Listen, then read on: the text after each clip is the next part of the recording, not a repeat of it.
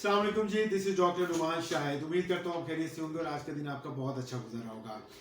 मैं आपका बहुत बहुत शुक्रगुजार हूँ कि मेरी जो कल की वीडियो थी बेबी टीथ की, लोगों ने बहुत पसंद की। बहुत सी ममाज के मुझे कमेंट्स आए, बहनों के कमेंट्स आए कि डॉक्टर साहब आपने बहुत अच्छी वीडियो बनाई है और हम ये लाजमी यूज़ करेंगे। और मैं उम्मीद करता हूँ कि इंशाअल्लाह ताला उनको बच्चों को बहुत सा आराम आएगा।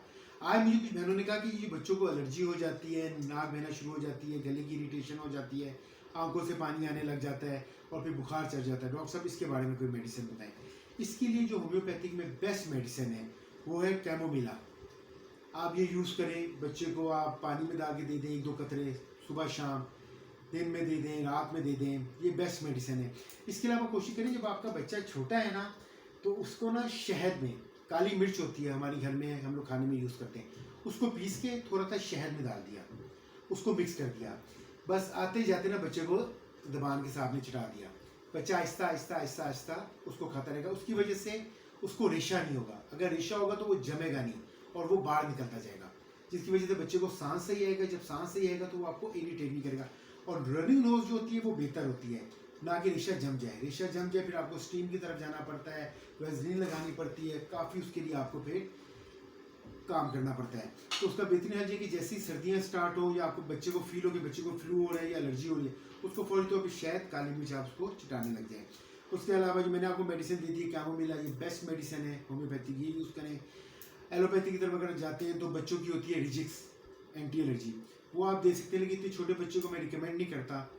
आप ये मेडिसिन दें और कोशिश करें, मैं सब माओ बहनों भाइयों को कहता हूँ कि दवा से बेहतर एहतियात है। बच्चा बीमार ही नहीं होना चाहिए, एहतियात इतनी अच्छी होनी चाहिए।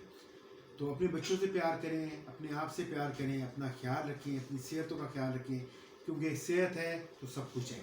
तो मैं आपको यही कहूँगा कि अपने आप को इतना मजबूत आप लोग कर लें कि अगर आपका बच्चा बीमार होता है या आपके घर में कोई भी बीमार होता है छोटा, तो आप बिल्कुल पैनिक ना हो, उसका ट्रीटमेंट करें।